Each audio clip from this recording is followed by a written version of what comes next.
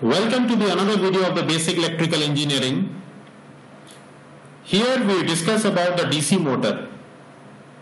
Now we say it's a DC motor if the supply is DC supply. That is, the supply is 220 volt DC or 12 volt DC or any type of motor where the supply is DC, so that will named as DC motor. If the supply is AC, that will named as AC motor. Now when we talk about a motor, the things that comes in our mind that there is a rotation. This rotation is circular, that can be a circular, and there is a tangential force. The motion may be there, which is a to and fro. That is like in the left and right is to and fro. The thing is that there may be a mass and it will just move in one direction. So anywhere there is a motion is there, we talk about a motor. But usually motor, when we say, it leads to the rotation of something, and that something is attached with a shaft kind of thing, and if this will rotate, it is attached with another motor, and that will lead to rotation of that motor.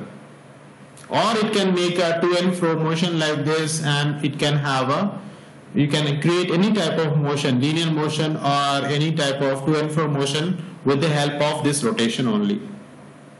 So that is why we discuss here a rotational motion. And if we talk about a force F1, which is applied at a radius of R1, then there will be a torque called at this particular point, that is multiplication of F into R.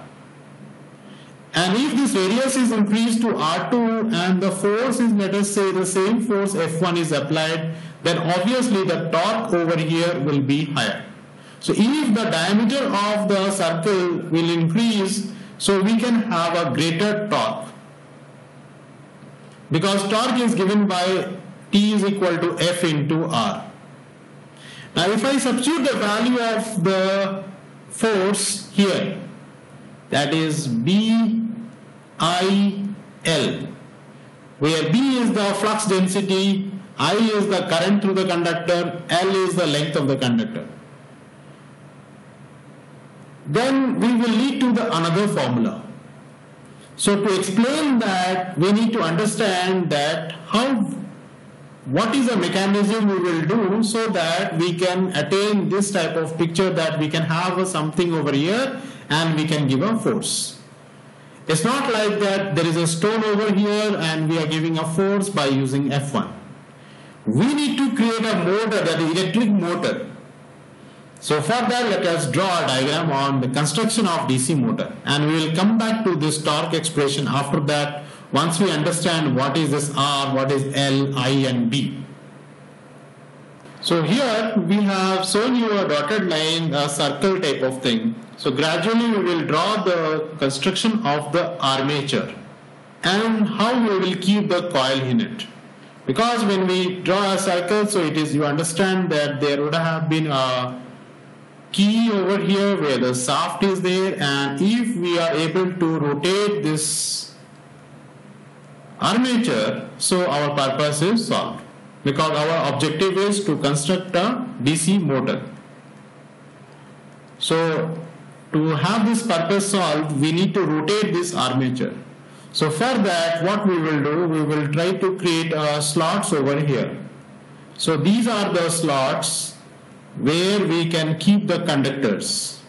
So let me complete this.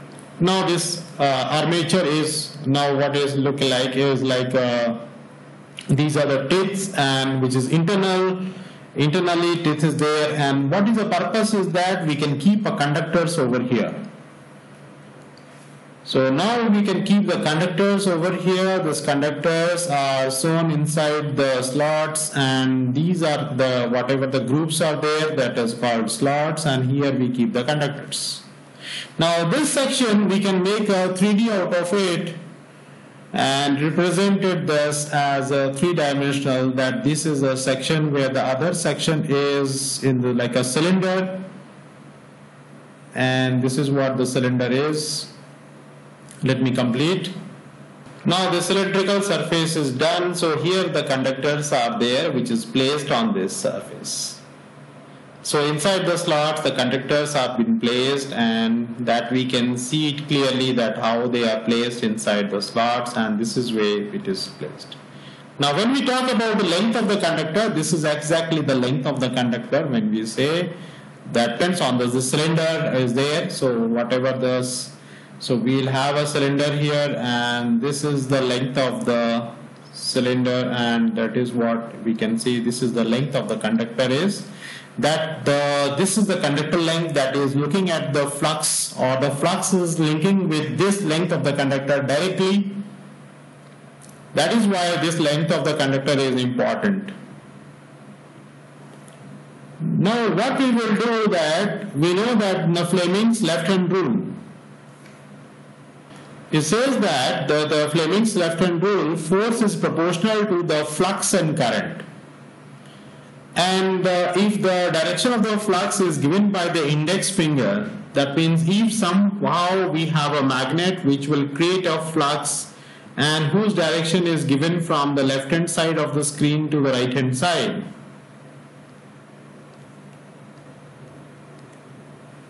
and there is a current in the conductors. Let's say this conductor's current carrying a dot. On the left hand side the conductor carries a dot, and that is given by the middle finger. So this current direction is given by the middle finger, and the flux direction is given by the index finger. Then thumb indicate the direction of the force. So if we point the index finger in this left to right, and our middle finger coming out of the screen, that is towards you, then the thumb is pointing upward. Similarly, if this side we need to force upward, so the other side we need to force downward. So to force the conductor downward, we need to purposefully the current through it should be a cross. The current through it should be a cross. Then only it will be forced in the downward direction. So let us rub this part. So how to create a flux like this? We can keep a permanent magnet, or we can keep a magnet. We can create a magnet. We can have an electromagnet over here. To have an electromagnet, we have to keep a winding and on this iron bar, and we intensely keep it elongate in the direction of the armature, or we make it a shoe type of picture so that the winding can be placed over here. So here we can keep the windings, and the same winding we can take out from there, and let us make a 3D type of thing. So let us erase this, and let us say there is a magnet over here, that is also an electromagnet, and this side also the wire is being wrapped in the same fashion.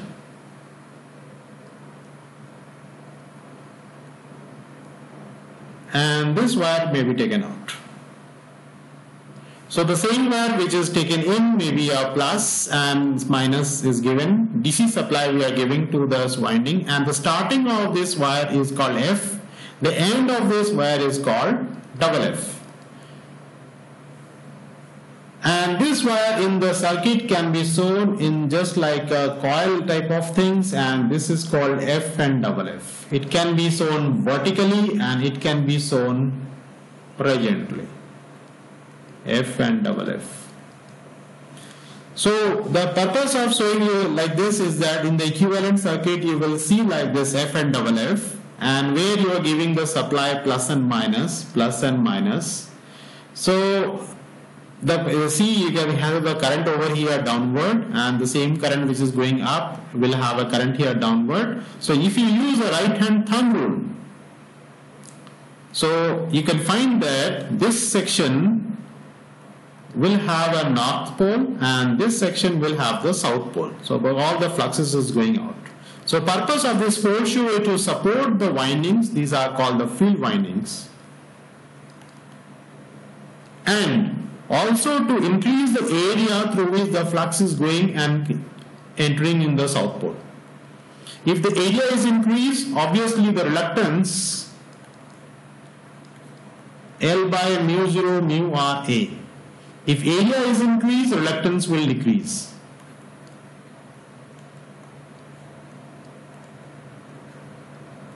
Similarly, if the length of this length, you cannot do anything with the length, you have to try to reduce the length of this path. So the air gap is to be taken as minimum as possible.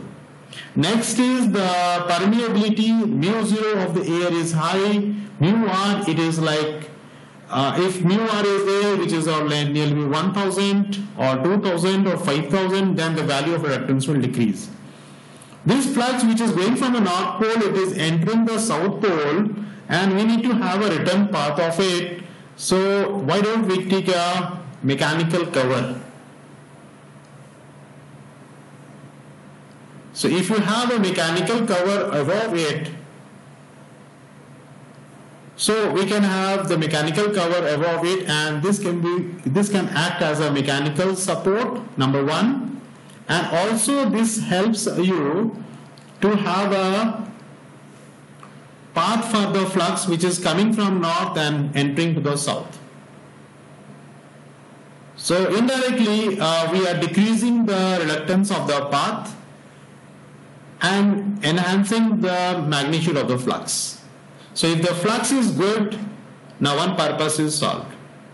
Second thing is that the current in one of the conductor over here, let us say name it conductor number 1, is to be dot, and the conductor which is here, let us name it 2, is to be cross. If the conductor 1 is having a dot over here, after a rotation of 180 degree, the same conductor 1 should have a cross. And the 2, after rotation of 180 degree, from cross the conductor should have a dot. It means the conductor number 1 is having a dot for 180 degree when it is besides the north pole, and it is cross when it is besides the south pole. Every conductor is carrying an AC current, and they are also on the back side, they are connected. The detailed explanation of the armature winding will be studied in the higher semesters. But here we will tell you that though the conductor is carrying an AC current, but we are giving a DC supply. For that reason, there is another thing which is attached with this construction of the DC motor, and that another thing is called the commutator. This commutator helps the supply DC current. Suppose supply DC current is given over here, that is plus, and another DC supply is given to here, that is minus, along with the brush.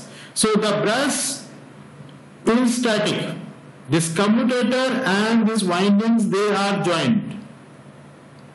Now when this entire armature rotates, this commutator also rotates, but this brush remains fixed. And this brush floats above the commutator. Thus, it will keep the conductor which is in contact with the upper brush A as positive and lower brush double A as negative. In that way, even though we are giving a DC supply to the motor, the armature of the DC motor, we are giving a DC supply, but the conductor which is besides the north pole is a dot, and when the same conductor number 1 comes to the near to the south pole, it becomes cross. So the term which is used to convert the DC current to the AC current, that term or that mechanical device is called a commutator.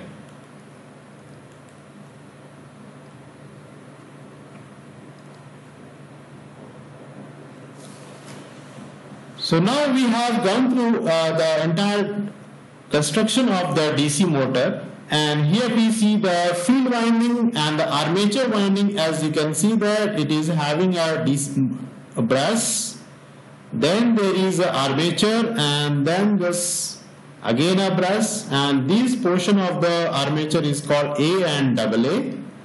And now we are giving a DC supply to it through a very high resistance initially, and we are giving a DC supply. So instead of showing the very high resistance, this resistance is there. This resistance is there only for a temporary purpose. So we can use a term called, one box is there which is called stator. STA, starter. The starter is having a resistances which is initially added to the armature, and gradually this resistance is cut off. This field winding which you see over here can be connected over here with, it can be in this way you can represent it with the term on the left is F and the term on the right is FF. So now with this, you now know that length of the conductor is L and the radius of the conductor, this radius of this armature is R.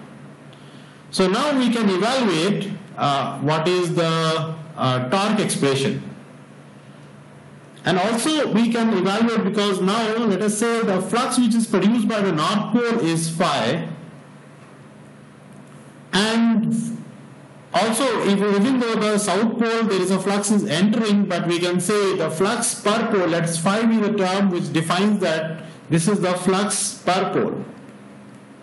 For one pole the amount of flux is phi.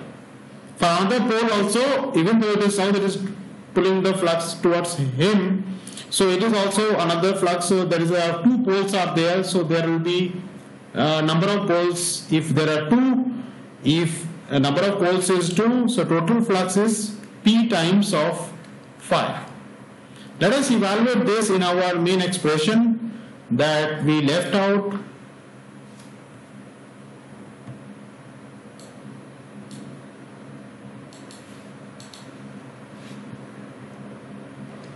Here, so T is equal to F into R, where F is equal to BIL. So B is the flux density, so that we know the total amount of flux is, P is the number of poles and phi is the flux per pole. So total flux is P phi divided by the total area. So the total area is here, the area which is links, like what is the area of that you have seen from the each flux. So if I say total flux, so let us have the total area of that drum. So total area, the circumference is 2 pi r is the circumference and the length of the drum is L. So that is the total flux by total area is the B. So if you put this value, B is equal to P phi by 2 pi r L into I into L. So this will be the torque expression. So now to elaborate more, we have written separately this torque expression again here, and we find that is RL terms cancel out, and we write T is equal to 1 by 2 pi P phi into I. Also, this is for one of the conductor. If the number of conductors here will be Z, so the Z term will be multiplied over here, and you will get one another term Z which is multiplied over here. Now, to have the expression of the power relate with the torque, we know that power is equal to work done per second, and the work done is given by the force into displacement is 2 pi r for one revolution. One revolution it is 2 pi r, and if there is ns revolutions per second, so that is multiplied with the 2 pi r to give you F into 2 pi r dot into ns. Ns is revolution in per second. Then F into R is multiplied, which is again multiplied with the 2 pi into ns, and F into R we know it is a torque, 2 pi into ns. Let us substitute the value of torque over here, 1 by 2 pi P phi I Z into 2 pi ns. So this 2 pi cancel out, and what we get again here, P is equal to, let us write in properly like phi Z ns P. So one term is again missing here, that is we can have the number of conductors in series. Like if there are as 4 number of conductors are there, if you have this 4 number of conductors in series, we can have like 1 volt, 1 volt, 1 volt for all. So net voltage is the 4 volt, and if each conductor is having a current capacity of 1 ampere, so it is a 4 volt 1 ampere. If this armature is carrying out this 4 number of conductors, but not in this fashion, rather these conductors are kept in this fashion. So here each one is having the like 1 volt, 1 volts. In parallel they have like the voltage capacity of 2 volt, but the advantage is that now the current here is 1 ampere, here is 1 ampere. The total current that can be flown is 2 ampere. So to increase the current capacity, we are adding a parallel path to the conductor. So the number of conductor which we specify Z can be divided by the number of parallel path, and we can add a term called A. So A is division of A gives that number of conductor in series is how much. If A is the number of parallel path, which is 2, so Z by 2 will give us 4 by 2 will give us 2. So this A will be added to it, and this A will be written over here. So this A we will write over here. Now this expression will be very similar to the expression that is usually used. We can write this as phi Z. Instead of writing revolution per second, let us write as capital N by 60 and P by A. Here one term is missing, the current I missed it, so this this is the current over here, this current is written here. So we multiply this current over here. This term that we can see here, phi Zn P by A, this by divided by 60, this term is nothing but called the back EMF EB. That we discussed about that when the motor will start rotating, when this motor will start rotating, so it will generate, when there will N into come into picture, this N, it will have a back EMF, EB will be in picture. This EB will try to oppose the one type of like back EMF. If the source voltage is like 220 volts, this EB will try to, gradually this EB will build up, and this voltage will be near to the 220, let us say 210 volts. So net voltage difference will be 220 minus 210 divided by the resistance of the armature winding is, let us say 5. This is 2 amperes. But initially this, when the speed is 0, this back EMF is 0, and we don't have this value of that we don't have this 210, then the current is very high. That is why we need a stator. But when the DC motor start revolving, then EB will come into picture, and that is represented by EB as a back EMF, and IA is the armature current. So now we have the value of P, the total power here we can write, the total power is electrical, it is EB into IA, and also we can have the total power here is phi Zn P by A divided by 60 into I. So here also we can have the torque expression ready, that torque is 1 by 2 by P phi I Z by A. And the take home is that the torque is proportional to the flux and the current. So we can say that in DC motor torque is proportional to the flux and current. And on the back EMF here, the back EMF is also is there. The back EMF is proportional to the flux and the speed. So these are the take homes of this lecture, that DC motor construction we have understood, and we say that DC motor construction is this. And here what are the terms called F and double F, and also we see what are the terms A and double A across the brush. And this is also been shown in the here, that A double A and F double F, and how it is connected with the starter. And then we understood about the parallel path, and finally we get the conclusion of the expression for the torque and what is the torque proportional to. So if we can have increase in the current demand or the current is increased, so obviously the torque is increasing.